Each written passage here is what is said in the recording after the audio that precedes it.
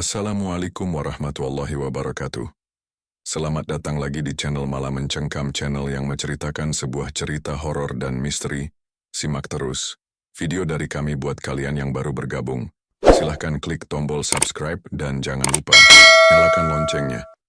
Oke, tanpa berlama lagi kita langsung ke ceritanya. Di desa Wonosari, ada satu tempat yang selalu jadi pembicaraan orang-orang. Tikungan bambu, begitu mereka menyebutnya. Jalannya sempit, di kiri kanan tumbuh rumpun bambu yang rapat, dan suasananya selalu dingin meski siang hari. Tidak ada yang mau lewat sendirian kalau sudah malam. Anak-anak kecil bahkan dilarang main sampai sore di dekat sana. Warga percaya ada sesuatu yang tidak beres di balik rumpun bambu itu. Malam sering dipenuhi suara aneh, kadang terdengar tangisan diri perempuan, kadang tawa kecil yang samar, seolah ada orang yang mengintai. Beberapa orang pernah mencoba menantang, tapi hasilnya selalu buruk. Mereka jatuh sakit, mimpi buruk berhari-hari, atau tiba-tiba kerasukan. Cerita-cerita ini terus beredar dari mulut ke mulut, jadi semacam peringatan yang diwariskan. Suatu malam, seorang sopir truk yang baru saja mengantar muatan dari kota pulang lewat jalan itu. Namanya Pak Darto. Orangnya sudah biasa kerja malam. Tidak ada yang menyangka sesuatu buruk akan menimpanya. Saat truknya melaju pelan melewati tikungan, ia melihat perempuan berdiri di tengah jalan. Rambutnya panjang terurai, wajahnya pucat, dan pakaiannya berwarna merah lusuh seperti basah oleh sesuatu. Pak Darto kaget. Refleks membanting setir. Truk terguling ke parit dan tubuhnya ditemukan sudah tidak bernyawa. Kabar itu cepat menyebar. Besok paginya, banyak warga berkumpul di lokasi. Jalanan ditutup sementara. Orang-orang berbisik-bisik sambil menatap tikungan bambu. "Aku sudah bilang tempat ini tidak beres," ucap seorang lelaki tua sambil menggeleng. Seorang ibu yang ikut berdiri di kerumunan menambahkan, "Aku dengar sendiri semalam suara perempuan menangis. Ternyata benar ada yang lewat." Kematian Pak Darto membuat suasana desa semakin tegang. Sebagian warga mengusulkan doa bersama di lokasi agar gangguan itu berhenti. "Kita harus berdoa, biar tenang. Kalau dibiarkan korban bisa bertambah," kata Pak Hasan, tokoh yang cukup disegani. Tapi ada juga yang menolak, merasa itu hanya akan membuat masalah semakin besar. "Jangan cari perkara. Lebih baik diam. Kalau kita tidak mengusik mungkin juga dibiarkan," ujar seorang bapak lain dengan nada ketakutan. Perdebatan berlangsung lama. Tidak ada keputusan jelas karena kepala desa, Pak Karta, hanya memberi janji akan membicarakannya lebih lanjut. "Tenang dulu. Saya akan rapatkan ini dengan para sesepuh. Jangan terburu-buru," katanya sambil menenangkan. Tapi kata-katanya justru menambah resah. Warga merasa ia tidak serius, hanya berusaha mengulur waktu. Di rumah duka, keluarga Pak Darto menangis histeris. Mereka menuntut jawaban. Kenapa tempat itu masih dibiarkan angker? Kalau desa tahu tempat itu berbahaya, kenapa tidak ditutup? Kenapa tidak ada usaha? Teriak istri Pak Darto sambil memukul-mukul lantai. Pak Karta yang datang melayat hanya bisa menunduk menjawab dengan suara pelan, "Kami akan cari cara, Bu. Mohon sabar." Tapi keluarganya jelas tidak puas. Mereka menatap penuh amarah, seakan menyalahkan kepemimpinan desa. Sejak kematian itu, tikungan bambu jadi makin menakutkan. Warga lebih memilih memutar jalan meski jaraknya jauh. Bahkan di siang hari, orang-orang enggan melewati sendirian. Warung di dekat jalan itu jadi sepi. Pemiliknya mengeluh karena tidak ada lagi yang mau mampir. Rasa takut sudah jadi bagian kehidupan mereka. Suatu malam, kejadian aneh lain membuat warga makin kalut. Seorang pemuda bernama Riko yang baru pulang dari ronda tiba-tiba berteriak keras di dekat tikungan. Teman-temannya yang mendengar segera berlari menghampiri. Mereka mendapati Riko terjatuh di tanah. Tubuhnya kejang, matanya melotot. Dari mulutnya keluar suara perempuan tua yang menjerit, "Anakku, kembalikan anakku." Suasana jadi kacau. Orang-orang mencoba menahan tubuh Riko yang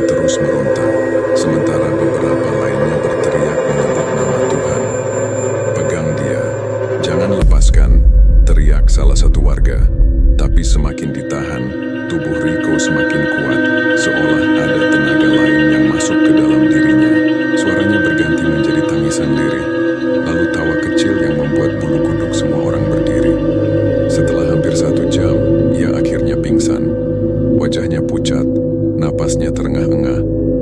Orang-orang yang ada di sana pulang dengan ketakutan, menyebarkan kabar bahwa arwah perempuan bergaun merah benar-benar marah. Keesokan harinya desa kembali geger. Ibu-ibu di warung sibuk membicarakan kejadian semalam. Aku dengar sendiri, suaranya bukan suara Riko. Itu suara perempuan, kata seorang ibu sambil merapatkan kain di bahunya.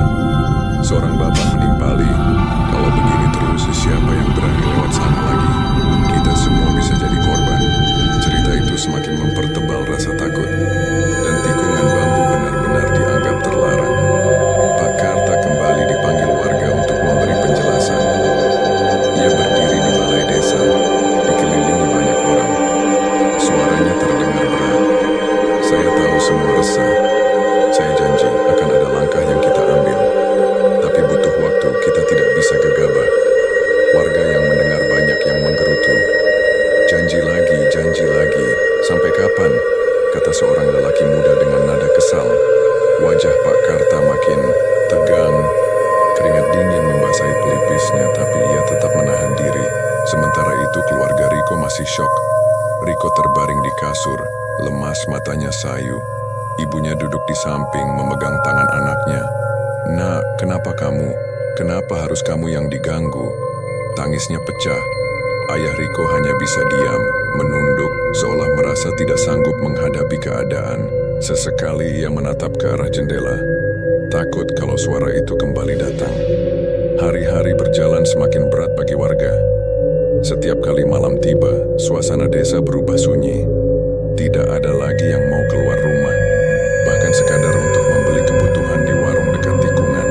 Lampu-lampu rumah dinyalakan lebih awal, pintu dikunci rapat. Anak-anak dilarang keluar, mereka hanya mendengar bisik-bisik orang dewasa tentang sosok bergaun merah yang menakutkan. Konflik dalam hati warga makin menjadi. Mereka tahu harus melakukan sesuatu, tapi rasa takut lebih besar. Ada yang menyalahkan kepala desa karena dianggap tidak mampu memberi kepastian. Ada yang menyalahkan dosa masa lalu desa, yang katanya pernah menzalimi seseorang. Ada pula yang hanya bisa pasrah, berharap gangguan itu berhenti sendiri. Tapi semua tahu, rasa aman sudah tidak ada lagi. Di sebuah malam yang sepi, seorang lelaki tua bernama Pak Surya berdiri lama di teras rumahnya. Ia memandang ke arah tikungan bambu yang hanya terlihat gelap dari kejauhan. Dalam hati ia bergumam, kalau terus begini, siapa yang berani hidup di desa ini? Semua hanya menunggu giliran. Ia menutup matanya, menarik napas panjang, tapi suara lirih perempuan tertawa seakan terdengar dari kejauhan. Tubuhnya merinding, dan ia buru-buru masuk ke dalam rumah, menutup pintu rapat-rapat. Suasana desa seakan terjebak dalam lingkaran ketakutan. Tikungan bambu bukan lagi sekadar jalan, melainkan batas antara berani atau tidak.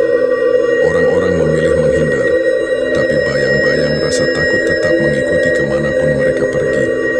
Dan setiap kali malam tiba, semua hanya bisa menunggu dengan hati yang tidak tenang. Bayangan tikungan bambu yang gelap tadi belum hilang dari pikirannya. Suara lirih yang ia dengar terasa nyata, seolah mengikuti masuk ke dalam rumah. Ia memejamkan mata, menarik napas panjang, lalu menghembuskannya perlahan. Namun semakin ia mencoba tenang, rasa berat di dadanya semakin menjadi. Malam itu terlalu sepi, dan keheningan hanya membuat ingatan lama kembali muncul. Besok paginya Pak Surya memutuskan bicara di balai desa. Warga sudah berkumpul, masih dengan wajah tegang setelah kejadian demi kejadian yang menimpa. Dia berdiri perlahan, tongkat kayu menahan tubuh tuanya yang rapuh. Suaranya parau tapi jelas. Semua ini tidak lepas dari dosa kita dulu. Kalian tahu siapa Sarinah? Perempuan bergaun merah itu bukan orang asing. Dia dulu bagian dari desa ini. Orang-orang saling pandang. Beberapa anak muda berbisik, mereka belum pernah mendengar nama itu. Seorang ibu menimpali, aku masih ingat Pak Sarinah bidan desa. Tapi bukankah dia berbuat salah? Suasana seketika riuh. Pak Surya menatap tajam. Itulah yang ingin saya luruskan. Apa benar dia salah? Atau hanya fitnah yang kita biarkan membunuhnya?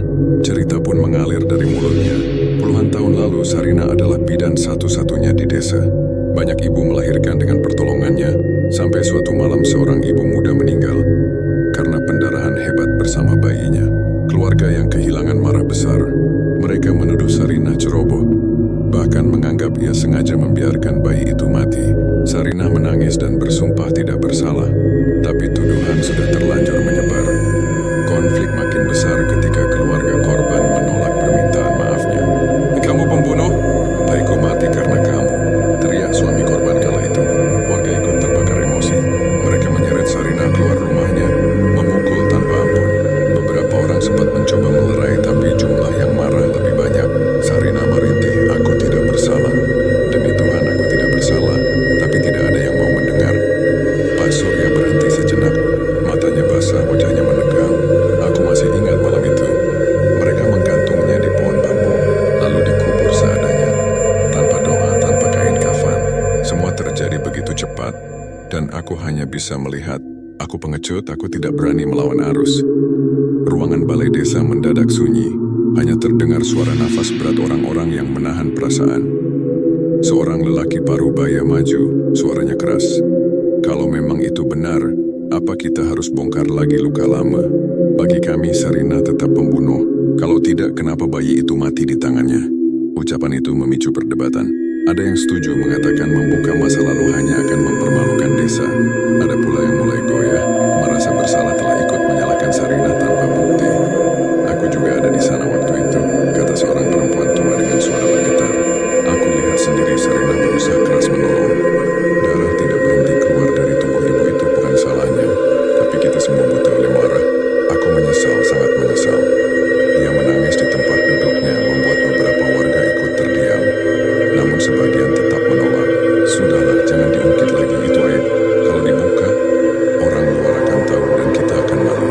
Lebih baik diam saja," ucap seorang pemuda dengan wajah keras. Ia menatap Pak Surya seolah menantang. Pak Surya menghela napas berat. "Kalian bisa memilih diam, tapi arwah Sarinah tidak akan diam. Dia menuntut keadilan.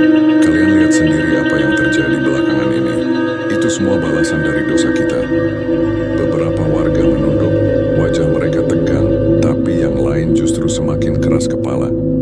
Di luar balai desa, suasana makin panas. Orang-orang berbisik membicarakan cerita itu. Ada yang percaya dan merasa takut karena ikut bersalah. Ada yang tetap menganggap itu hanya takhayul. Seorang bapak berucap pelan pada temannya, "Kalau benar Sarinah tidak salah, berarti kita semua pembunuh." Temannya hanya menelan ludah, tak sanggup menjawab. Di rumahnya Pak Surya duduk termenung. Ingatan malam penghakiman Sarinah berulang jelas di kepalanya. Wajah Sarinah yang bengkak dipukul, suara rintihannya yang terus memohon ampun.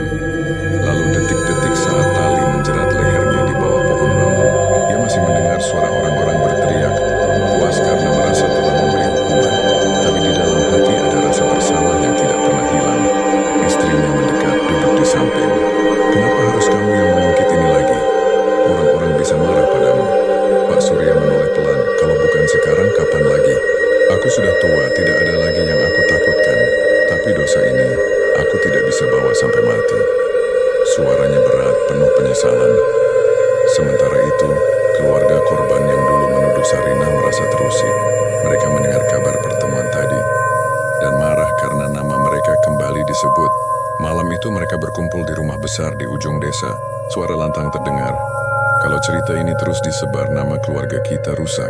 Kita tidak salah, Sarinah tetap pembunuh." Perdebatan berlangsung panas di antara mereka. Sebagian ingin membiarkan, sebagian lain ingin menghentikan siapa saja yang berani membuka luka lama. Di sisi lain, anak-anak muda desa mulai penasaran. Mereka yang tidak pernah tahu cerita Sarinah merasa ingin tahu lebih banyak, tapi rasa takut lebih besar. Seorang di antara mereka berkata, "Kalau benar arwah itu Sarinah, berarti semua yang meninggal itu karena salah kita. Bagaimana kalau kita juga jadi sasaran?" Temannya menjawab dengan wajah pucat, "Aku tidak berani lewat dekat bambu itu lagi. Aku takut dia muncul di depanku." Ketegangan makin terasa. Desa seakan terbagi dua. Ada yang perlahan mengakui kesalahan, ada yang menolak mati-matian. Suasana pertemuan warga berikutnya pun penuh tekanan.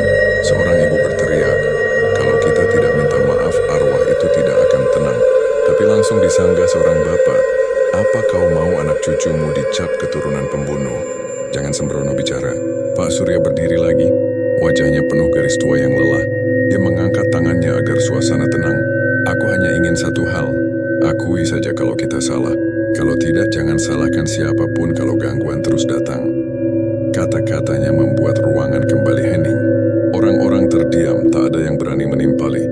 Malamnya desa kembali sunyi. Angin bertiup di sela-sela bambu, membawa suara yang sulit dijelaskan. Pak Surya duduk sendiri di ruang tamu. Lampu temaram menerangi wajahnya yang muram. Ia tahu kata-katanya siang tadi sudah mengusik banyak orang. Tapi di dalam hati ia merasa harus. Penyesalan menumpuk, dan beban masa lalu terlalu berat untuk ditanggung sendirian.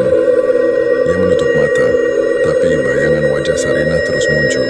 Suara rintihannya kembali terdengar jelas, seakan berbisik di telinganya. Aku tidak bersalah. Suara itu membuat tubuhnya bergetar.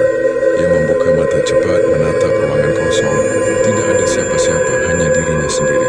Tapi rasa bersalah itu semakin menghantam, membuat malam terasa lebih panjang dari biasanya. Pak Surya yang sempat mendengar lirih rintihan di telinganya kini hanya bisa menatap kosong ke arah pintu. Dia tahu apa yang dirasakannya bukan hal biasa.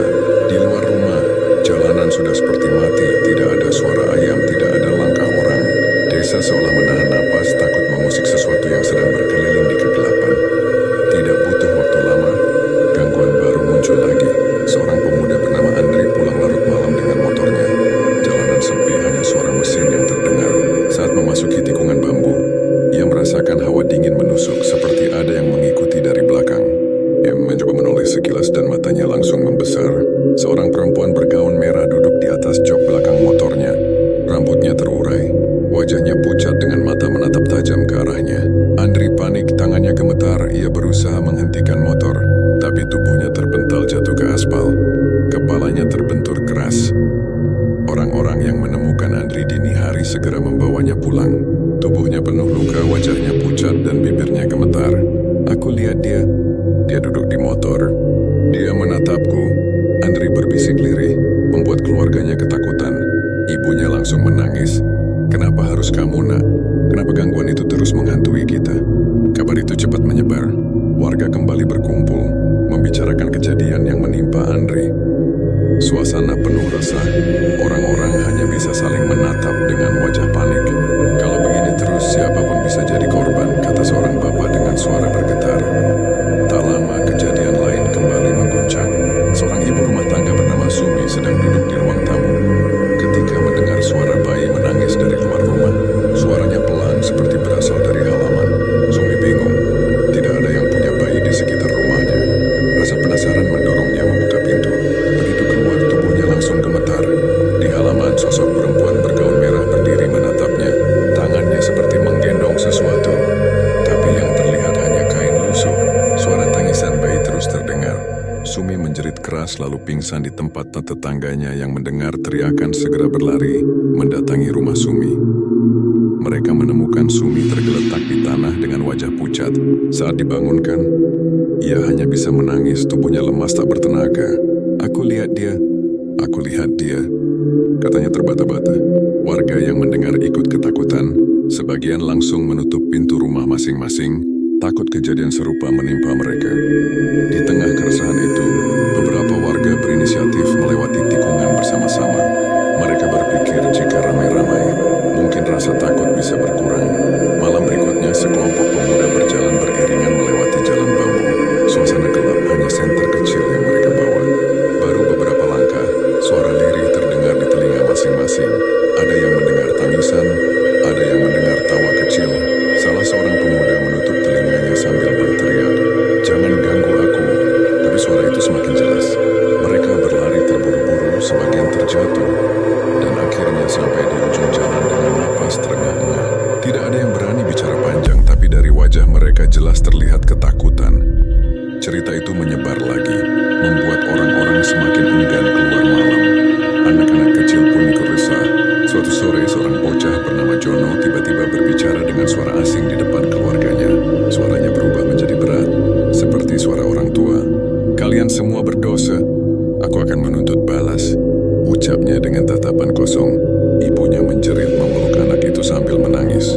Ayahnya berusaha membacakan doa, tapi suara itu masih keluar dari mulut anaknya. Warga yang datang hanya bisa menatap ngeri. Tidak ada yang tahu harus berbuat apa. Peristiwa demi peristiwa membuat desa semakin panas. Kepala desa, Pak Karta,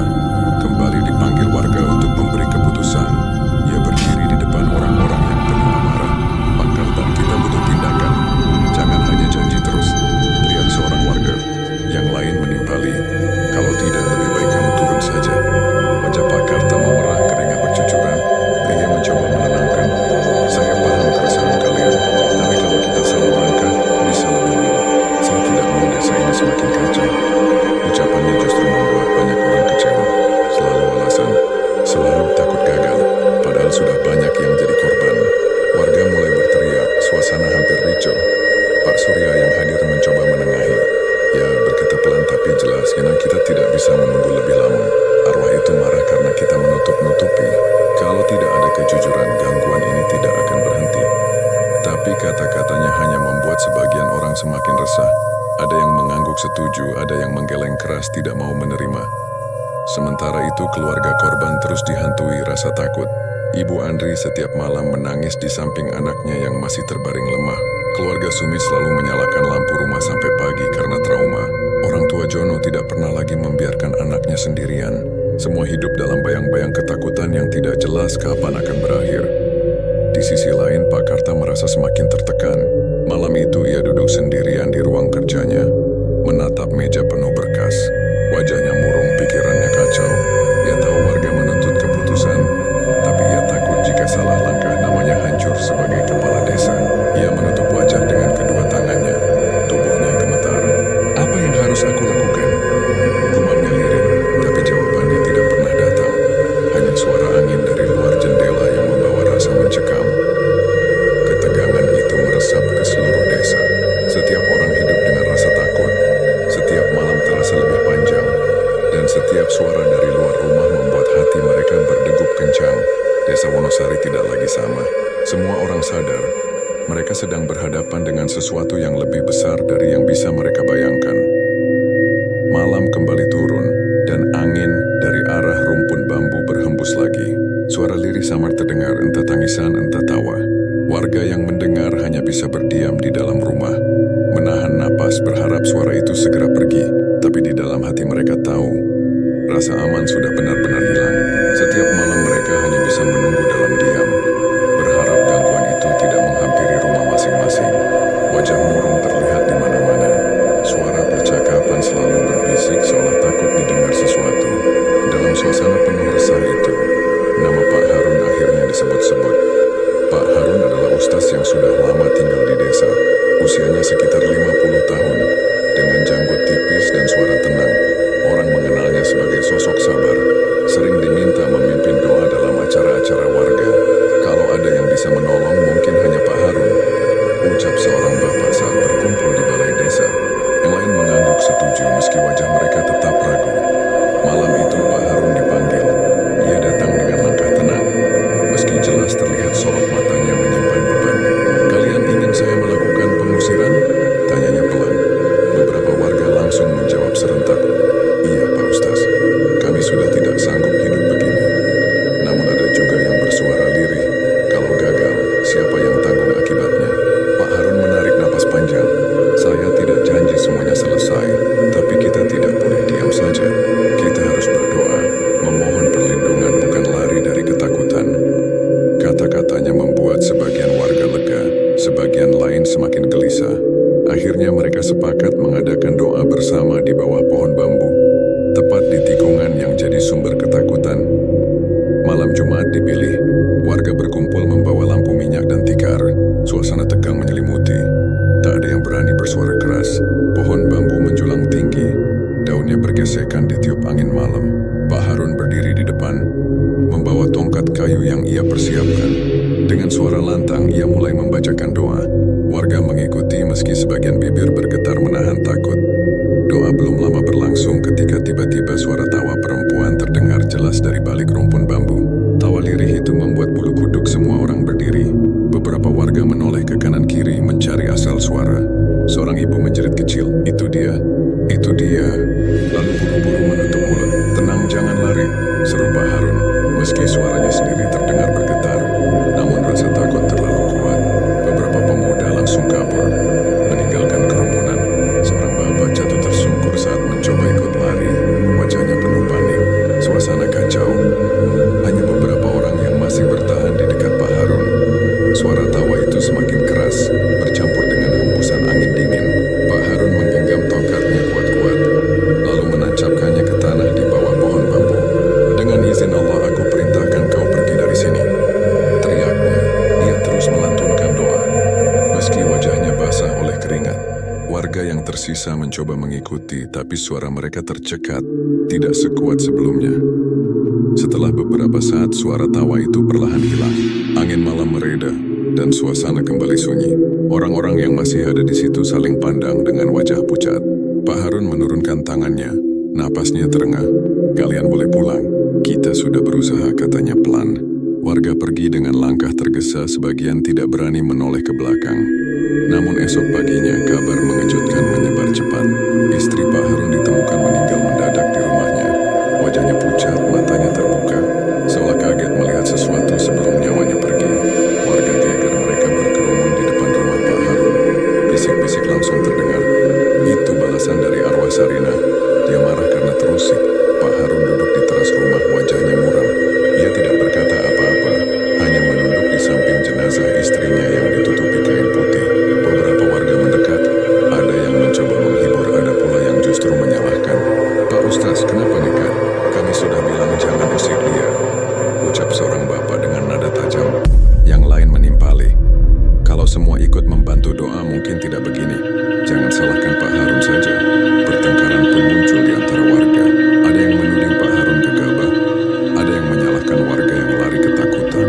"Kalian pengesat, kalian lari tinggalkan dia sendirian," teriak seorang pemuda yang merasa bersalah. Seorang ibu membalas dengan suara keras, "Kalau berani, kenapa tidak kau saja yang berdiri di depan semalam?"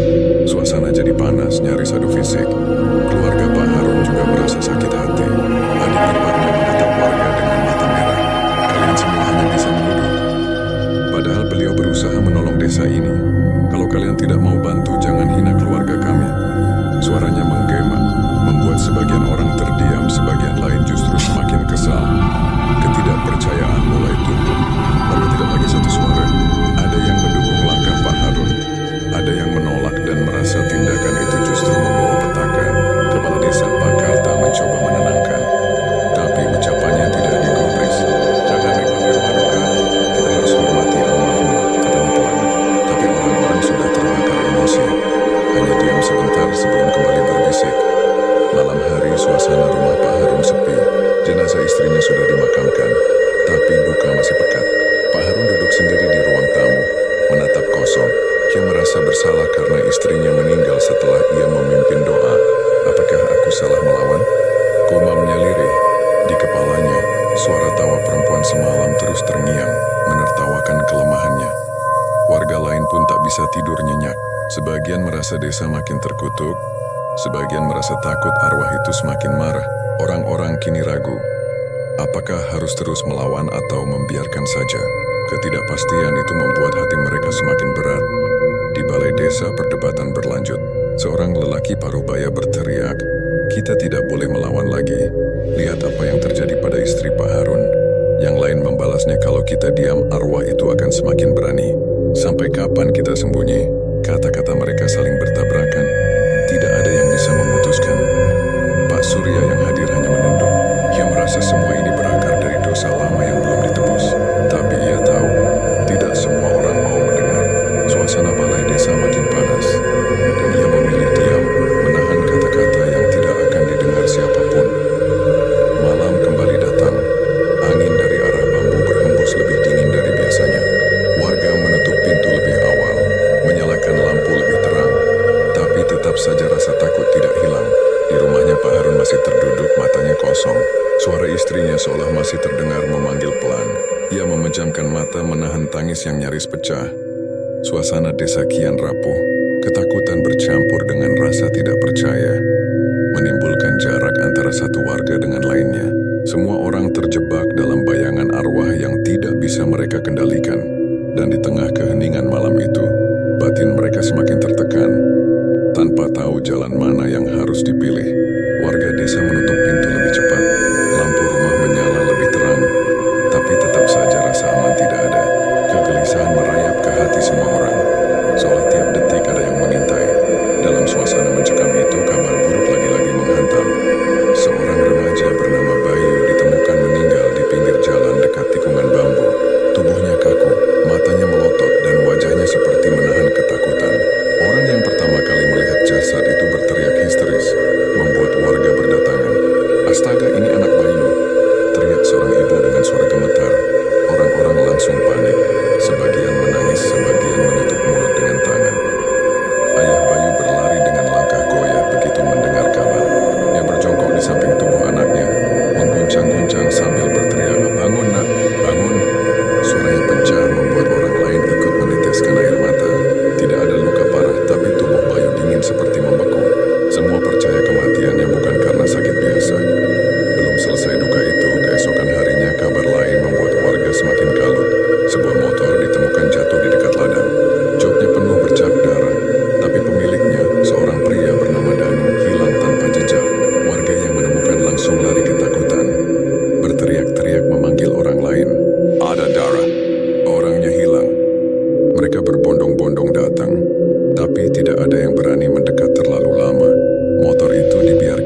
saja sampai akhirnya diangkut keluarga Danu dengan wajah pucat. Dua kejadian itu membuat suasana desa semakin kacau. Banyak orang memutuskan pindah sementara ke desa tetangga. Malam-malam di Wonosari jadi semakin sunyi. Hanya rumah-rumah kosong yang ditinggalkan pemiliknya. Jalanan gelap, tikungan bambu seperti semakin berkuasa. Berdiri angker tanpa ada yang berani melintas. Kepala desa, Pak Karta, mendapat tekanan besar. Warga yang tersisa datang berbondong-bondong menemuinya. Suara mereka keras, penuh amarah. Pak Karta, berapa lama lagi kita harus tunggu? Sudah banyak korban, teriak seorang bapak dengan wajah merah. Yang lain menambahkan, kalau bapak tidak bisa ambil keputusan, lebih baik mundur saja. Pak Karta mencoba menenangkan, tapi suaranya kalah oleh teriakan warga. Tenanglah, saya juga pusing memikirkan ini, katanya dengan nada lelah. Namun tidak ada yang mau mendengar. Selalu begitu jawabannya. Sementara satu persatu orang mati, seorang pemuda maju, menudingkan jari ke arahnya. Suasana hampir ricuh. Beberapa orang berusaha menahan agar tidak jadi perkelahian. Pertengkaran antar warga pun mulai pecah. Ada yang menyalahkan arwah Sarina karena dendamnya. Semua ini karena dia. Dia tidak tenang, dia balas dendam. Teriak seorang ibu dengan suara keras. Tapi ada pula yang menganggap semua ini akibat kesalahan masa lalu mereka sendiri. Kalau kalian dulu tidak menzaliminya, tidak akan begini. Balas seorang bapak, membuat suasana semakin panas. Mereka saling tuding, saling teriak, seolah lupa rasa takut yang sama sedang menjerat semua orang. Beberapa keluarga mulai terpecah karena beda pendapat. Ada yang ingin segera melakukan ritual besar agar gangguan berhenti. Tapi ada juga yang menolak karena takut keadaan semakin parah. Di rumah keluarga Sumi, suami dan istri berdebat keras. Kita harus ikut ritual, kalau tidak kita bisa kena juga, kata sang suami dengan nada tinggi. Sumi menggeleng sambil menangis. Kalau gagal, bagaimana kalau anak-anak kita yang jadi korban berikutnya? Pertengkaran itu membuat rumah yang dulu tenang kini dipenuhi ketakutan. Di sisi lain, keluarga Bayu yang baru kehilangan anaknya masih terhuyung dalam duka. Ibunya menangis siang malam, tidak berhenti menyalahkan keadaan. Kenapa anakku? Kenapa bukan aku saja? Ayah Bayu duduk di sudut rumah. Wajahnya kosong, seolah jiwanya ikut terkubur bersama anaknya. Warga yang datang melayat hanya bisa menunduk. Tidak ada kata yang cukup untuk menguatkan. Desa Wonosari berubah menjadi tempat penuh kebingungan. Setiap langkah diselimuti was-was. Setiap suara kecil dari luar rumah membuat orang menahan napas. Malam hari menjadi momok, waktu di mana siapa saja bisa hilang atau mati mendadak. Anak-anak tidak lagi bermain. Mereka hanya duduk diam di dalam rumah, menatap wajah orang tua mereka yang muram. Pak Surya, yang selama ini menyimpan penyesalan, melihat semua kejadian itu dengan hati berat. Ia tahu ini bukan sekadar teror gaib, tapi juga akibat dari kesalahan lama yang belum ditebus. Namun setiap kali ia mencoba bicara, hanya sedikit yang mau mendengar. Kita harus akui kesalahan kita, katanya di sebuah pertemuan kecil. Tapi seorang pemuda langsung memotong. Berhenti bicara begitu, Pak. Kalau terus diungkit masalah makin besar. Wajah Pak Surya makin tua, matanya basah. Tapi ia memilih diam. Pak Harun, yang istrinya baru saja meninggal, kini jarang keluar rumah. Warga yang masih hormat kepadanya datang memberi salam. Tapi ia hanya tersenyum hambar. Malam-malam ia duduk sendiri mendengar suara angin. Merasa bersalah karena tidak bisa menyelamatkan istrinya maupun desa. Apakah semua ini salahku? Gumamnya pelan, hanya didengar dinding rumahnya yang sunyi. Di balai desa perdebatan makin sengit. Seorang ibu berteriak sambil menangis. Kalau kita tidak lakukan sesuatu, kita semua bisa mati. Yang lain menimpali, kalau kita salah langkah bisa lebih parah. Kepala desa hanya duduk terdiam, wajahnya penuh tekanan. Ia tahu, apapun yang diputuskan akan menimbulkan perpecahan. Hari-hari berjalan semakin berat. Desa dipenuhi aura duka dan marah. Beberapa rumah ditinggalkan, beberapa keluarga saling mencurigai. Tidak ada lagi kebersamaan yang dulu membuat mereka kuat. Kini yang tersisa hanya ketakutan, amarah, dan rasa bersalah yang tidak pernah menemukan jalan keluar. Malam turun lagi, membawa angin dingin yang menusuk tulang. Suara dari arah bambu terdengar samar, seperti bisikan yang tidak jelas. Warga menutup pintu rapat-rapat, menyalakan lampu lebih terang. Tapi tetap saja hati mereka gelisah. Setiap orang hanya bisa berdoa dalam diam, berharap malam itu lewat tanpa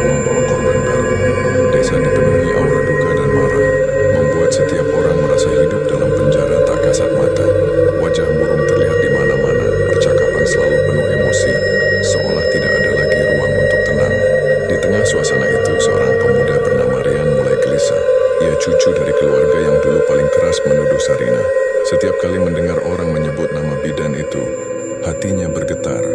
Rasa bersalah yang diwariskan turun-temurun kini menghantam pikirannya. Rian tidak bisa diam. Ia mulai mencari jejak masa lalu yang selama ini ditutup rapat. Suatu malam ia memberanikan diri masuk ke gudang rumah neneknya. Tumpukan barang tua berdebu membuatnya bersin. Tapi ia terus menggeledah. Di antara kotak kayu ia menemukan sebuah buku catatan lusuh dengan tulisan tangan Sarina. Jantungnya berdegup keras saat membuka halaman-halamannya. Catatan itu berisi detail persalinan yang gagal, dengan penjelasan bahwa ibu muda itu meninggal karena pendarahan hebat. Tidak ada tanda kesengajaan, hanya keterbatasan waktu dan tenaga. Rian menggenggam buku itu dengan tangan gemetar. Jadi benar, dia tidak bersalah. Fisiknya lirih, tapi di saat bersamaan, dadanya terasa berat. Ia tahu kebenaran ini bisa membuat keluarganya hancur. Namun menutupinya berarti membiarkan arwah Sarina terus marah. Keesokan harinya ia mencoba berbicara dengan ayahnya Pak Darman. Dengan wajah tegang, Rian menyerahkan catatan itu. Ayah harus lihat ini. Sarina tidak bersalah. Semua hanya fitnah. Pak Darman langsung menatapnya tajam, wajahnya memerah. Dari mana kau dapat ini? Rian menjawab cepat, dari gudang. Ini bukti, ayah. Kita harus bicara pada warga. Pak Darman menghentak meja dengan tangan. Jangan bodoh. Kalau orang tahu nama keluarga kita hancur, kakekmu dulu yang memimpin penghakiman itu. Kalau dibuka, kita akan jadi bahan hinaan. Rian menatap ayahnya dengan mata berkaca-kaca. Lebih baik dihina daripada menanggung dosa. Ayah tidak lihat, semua orang mati satu persatu. Pertengkaran mereka terdengar oleh anggota keluarga lain. Paman Rian masuk dengan wajah marah. Apa ini? Kau mau bikin malu keluarga? Tutup mulutmu. Rian mencoba menjelaskan. Tapi paman dan sepupunya justru mengepung. Kau pengkhianat! Kau lebih bela arwah daripada keluarga sendiri, teriak sepupunya sambil mendorongnya keras. Keributan itu semakin panas. Rian dipukul sekali di wajah, membuatnya terjatuh. Darah menetes dari bibirnya, tapi ia tidak membalas. Dengan suara serak ia berkata, pukul aku sesuka kalian. Tapi kebenaran ini tidak bisa ditutup lagi. Ucapannya membuat seisi rumah membeku sesaat, lalu berubah jadi teriakan penuh amarah. Kabar bahwa Rian menemukan catatan Sarina cepat menyebar. Warga mulai berbisik-bisik. Ada yang penasaran, ada yang menolak percaya. Di warung, beberapa orang berdebat keras. Kalau benar ada bukti, berarti kita semua salah besar, kata seorang bapak dengan wajah muram. Seorang lain membalas ketus, jangan asal percaya. Itu bisa saja tulisan palsu. Kalau benar, kenapa baru sekarang muncul? Perdebatan semakin melebar. Sebagian warga mendukung Rian, merasa waktunya sudah tiba untuk mengakui kesalahan. Tapi yang lain tetap keras, takut aib lama membuka luka baru. Di balai desa, suasana semakin panas. Rian berdiri dengan wajah penuh luka, menunjukkan catatan itu di hadapan banyak orang. Ini tulisan tangan Sarina. Baca baik-baik. Dia tidak bersalah. Seorang ibu tua maju membaca halaman demi halaman. Matanya berkaca-kaca, suaranya lirih.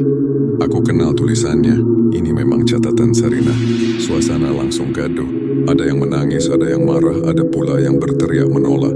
Tidak, ini hanya cara untuk menjatuhkan keluarga tertentu. Teriak seorang pemuda yang masih terikat dengan masa lalu keluarganya. Pak Karta, kepala desa, mencoba menengahi. Cukup, jangan ribut di sini. Tapi warga tidak berhenti. Suara saling tumpang tindih. Seorang bapak membanting kursi, membuat ruangan semakin kacau. Rian berdiri di tengah, tubuhnya bergetar, tapi ia tidak mundur. Kalian boleh benci padaku, tapi jangan benci pada kebenaran. Di sisi lain, keluarga Rian semakin terpojok. Ayahnya merasa malu, pamannya penuh amarah. Sepupunya terus mengancam. Mereka menilai Rian sudah mencoreng nama besar keluarga. Mulai sekarang kau bukan bagian dari kami, kata pamannya dengan suara dingin. Rian hanya menunduk, hatinya perih, tapi tekadnya tidak goyah. Sementara perdebatan itu terus terjadi, sosok perempuan merah semakin sering muncul. Malam-malam di desa jadi lebih mencekam. Orang-orang mendengar tangisan bayi di dekat rumah. Bayangan perempuan melintas di belakang jendela. Bahkan beberapa kali terlihat berdiri di tikungan menatap siapapun yang lewat. Warga percaya arwah Sarina semakin marah karena kebenaran masih ditutupi sebagian orang. Ketegangan di desa kini mencapai puncak. Orang-orang tidak hanya takut pada arwah, tapi juga saling curiga satu sama lain. Rumah-rumah dipenuhi diiringi suara pertengkaran. Keluarga-keluarga terpecah dan rasa persatuan benar-benar hilang. Rian duduk sendiri di kamarnya, memandangi catatan Sarinah yang ia genggam erat. Air matanya jatuh, bukan hanya karena luka fisik, tapi juga luka batin ditolak keluarganya sendiri. Ia tahu langkahnya sudah membawa banyak masalah, tapi di dalam hati, ia yakin tidak bisa kembali. Kebenaran sudah terbuka meski tidak semua mau menerimanya. Malam itu ia menutup mata, tapi suara tawa lirih terdengar dari luar jendela. Tubuhnya merinding, matanya terbuka lebar. Namun ia hanya bisa terdiam, tidak tahu harus berbuat apa. Desa Wonosari semakin terjerat dalam bayang-bayang arwah yang tidak bisa ditenangkan. Warga terpecah, keluarga saling berlawanan, dan setiap malam hanya menyisakan ketakutan yang semakin dalam. Tidak ada yang tahu kemana arah semua ini, tapi batin setiap orang sudah tercabik, seolah menunggu sesuatu yang lebih buruk datang tanpa bisa mereka hentikan. Desa dipenuhi aura duka dan marah, dan setiap orang sibuk dengan ketakutannya sendiri. Malam itu dengan tangan gemetar, ia menggenggam catatan lusuh milik Sarinah. Hatinya berdebar, kepalanya penuh suara-suara orang yang menolak kebenaran. Ia merasa hanya dengan menghadapi langsung semuanya bisa terjawab. Rian berjalan sendirian menuju tikungan bambu. Langkahnya pelan tapi tekadnya menguat. Angin malam berhembus dingin, membuat tubuhnya merinding. Suasana begitu sunyi. Hanya terdengar suara serangga dari kejauhan. Saat tiba di bawah pohon bambu, ia berhenti. Catatan Sarinah ia letakkan di dadanya, menahan napas panjang. Kalau memang ini salahku, tunjukkan padaku, bisiknya lirih. Tiba-tiba suara tangis bayi terdengar jelas dari arah rumpun bambu. Rian menoleh cepat, matanya mencari sumber suara. Semakin lama tangisan itu makin dekat menusuk telinganya. Angin bertiup lebih kencang, membuat dedaunan bambu bergesekan keras. Tubuhnya mulai kaku, kakinya seolah menancap di tanah. Dari kegelapan, sosok perempuan bergaun merah muncul perlahan. Rambutnya panjang terurai, wajahnya pucat, matanya kosong menatap Rian. Tubuh Rian gemetar hebat, mulutnya terbuka tapi suaranya tidak keluar. Catatan di tangannya hampir jatuh. Perempuan itu semakin dekat, suaranya lirih bercampur tangis. Anakku, kembalikan anakku. Rian mencoba melangkah mundur, tapi tubuhnya tidak bisa digerakkan. Rasanya ada tenaga yang menekan seluruh badannya. Dari kejauhan, dua warga yang kebetulan lewat melihat Rian berdiri kaku di bawah pohon bambu. Mereka berteriak, "Rian, jangan di situ!" Lalu berlari mendekat, namun begitu sampai keduanya ikut terjatuh. Tubuh mereka kejang, mata mendelik, mulutnya mengeluarkan suara aneh. "Darah, aku mau darah," kata salah satunya dengan suara bukan miliknya. Warga lain yang mulai berdatangan panik melihat kejadian itu. "Cepat tarik mereka," teriak seorang bapak. Tapi begitu disentuh, tubuh warga yang kerasukan menjerit keras dan mendorong siapa saja yang mendekat. Orang-orang mundur, wajah mereka pucat ketakutan. Sosok perempuan merah kini berdiri tepat di depan Rian. Matanya tajam, giginya rapat, wajahnya menegang. Dia berteriak keras, "Aku dituduh, aku dibunuh, aku menuntut balas." Suaranya menggema, membuat semua orang menutup telinga. Ayah Rian, Pak Darman, datang terlambat. Ia berlari dengan napas tersengal, wajahnya panik. Saat melihat anaknya hampir tak sadarkan diri, tubuhnya lemas. "Dan lepaskan dia, jangan ganggu anakku," teriaknya. Tapi suaranya tenggelam oleh teriakan perempuan merah yang semakin keras. Warga mulai kacau. Sebagian berlari meninggalkan lokasi. Sebagian lain terpaku tidak bisa bergerak. Teriakan dan tangisan bercampur jadi satu. Seorang ibu menjerit, "Kita tidak bisa lawan dia." Sementara seorang pemuda mencoba berdoa keras-keras, meski suaranya bergetar. Rian masih berdiri kaku, matanya setengah terpejam, wajahnya pucat. Catatan Sarinah terjatuh ke tanah terbuka pada halaman terakhir. Perempuan merah menunduk menatap tulisan itu, lalu menoleh lagi ke arah warga. "Kalian semua berdosa." Suaranya menggetarkan dada setiap orang yang mendengarnya. Pak Darman maju beberapa langkah, meski kakinya gemetar. "Kalau kau mau balas, balas padaku. Jangan pada anakku," katanya dengan suara parau. Tapi perempuan merah hanya menatapnya, lalu berteriak lagi dengan suara yang lebih mengerikan. Warga di sekitarnya berteriak ketakutan. Ada yang jatuh tersungkur, ada yang menangis histeris. Suasana benar-benar kacau. Api lampu minyak yang dibawa warga bergoyang ditiup angin, menambah kesan mencekam. Dua orang yang kerasukan masih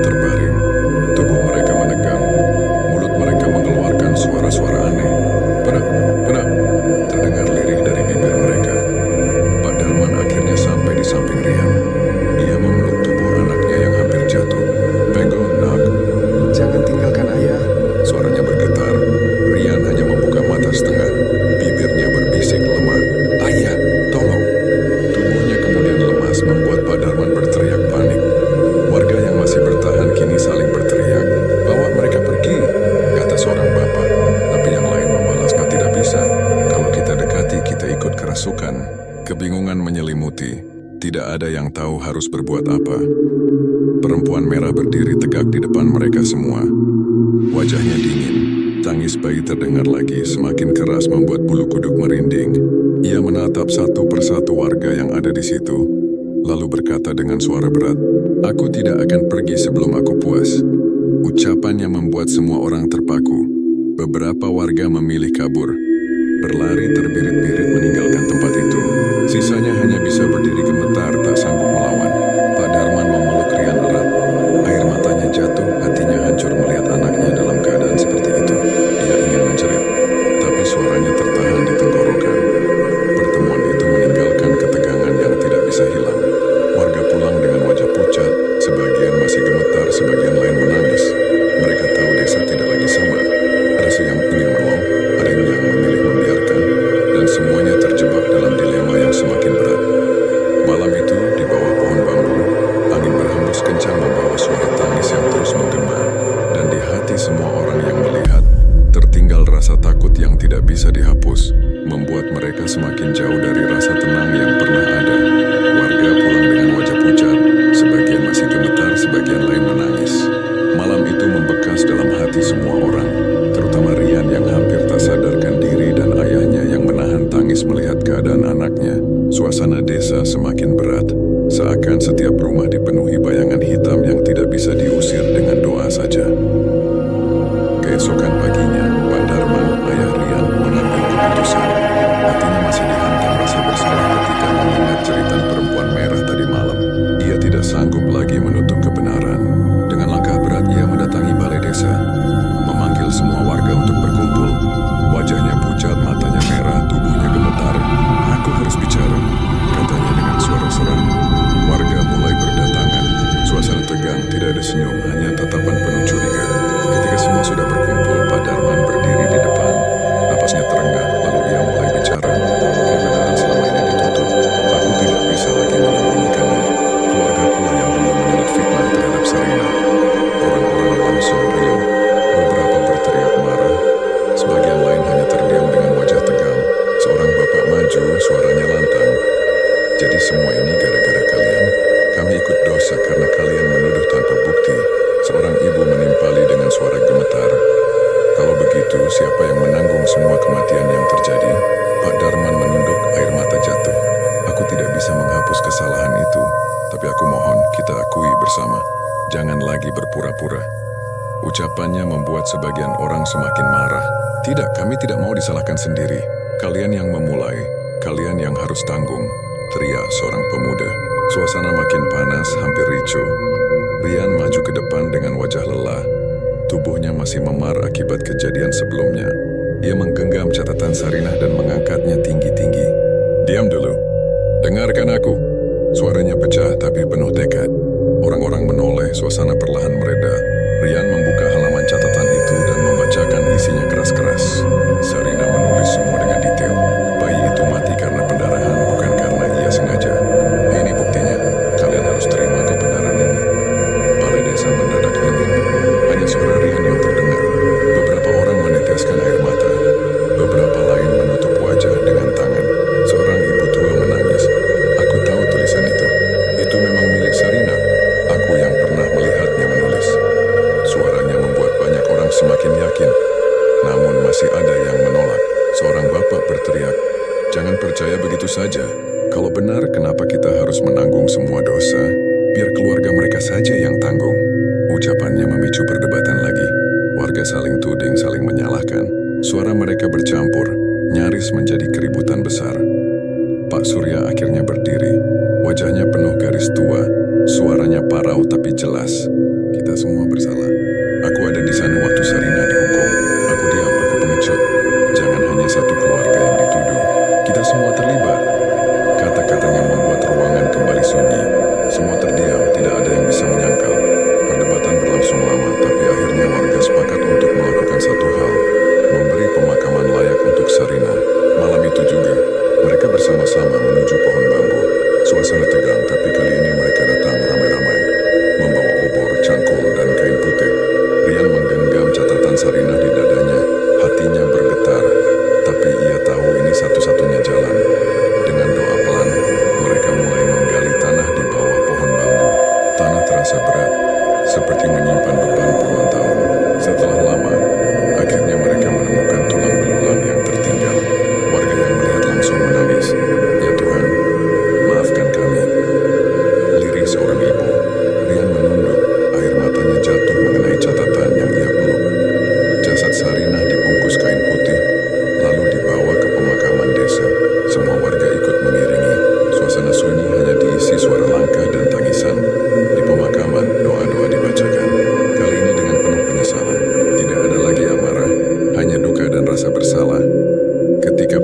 selesai, angin malam berhembus kencang. Dari kejauhan sosok perempuan bergaun merah muncul sekali lagi. Ia berdiri di bawah pohon, wajahnya dingin. Matanya menatap tajam ke arah warga. Semua orang terdiam, tubuh mereka gemetar. Tidak ada yang berani bergerak. Perempuan itu menatap lama, lalu menunduk sebentar, seolah melihat jasadnya sendiri yang sudah diperlakukan dengan layak. Tangis bayi terdengar pelan sekali, kemudian hilang. Sosok perempuan merah itu perlahan menghilang, menyisakan udara dingin yang menusuk. Warga yang melihat hanya bisa menunduk, tidak ada suara yang keluar dari mulut mereka. Desa perlahan tenang. Tidak ada lagi jeritan di malam hari. Tidak ada lagi suara tangis bayi yang menghantui. Tapi rasa trauma tetap tertinggal. Banyak orang masih takut melewati tikungan bambu. Meski mereka tahu gangguan itu sudah berakhir, bagi mereka tempat itu menjadi tanda bahwa fitnah dan kezaliman bisa meninggalkan luka panjang. Rian berdiri di pemakaman, menatap tanah yang baru ditimbun. Ayahnya di sampingnya menunduk. Wajahnya muram. Warga yang lain mulai pulang satu persatu. Tapi suasana hati mereka tidak akan pernah sama. Semua orang tahu, dosa lama tidak bisa benar-benar hilang. Hanya bisa ditebus dengan penyesalan. Malam itu, angin bertiup pelan melewati desa Wonosari. Tidak ada lagi suara tawa atau tangis, hanya keheningan yang berat. Namun di hati setiap orang, kenangan tentang Sarinah tetap hidup, menjadi peringatan bahwa sekali fitnah dilontarkan, nyawa bisa melayang, dan penyesalan datang terlambat. Mungkin sampai sini saja cerita ini, dan jangan lupa kalian subscribe channel ini, biar tidak ketinggalan cerita horor dan mistis lainnya. Wassalamualaikum warahmatullahi wabarakatuh.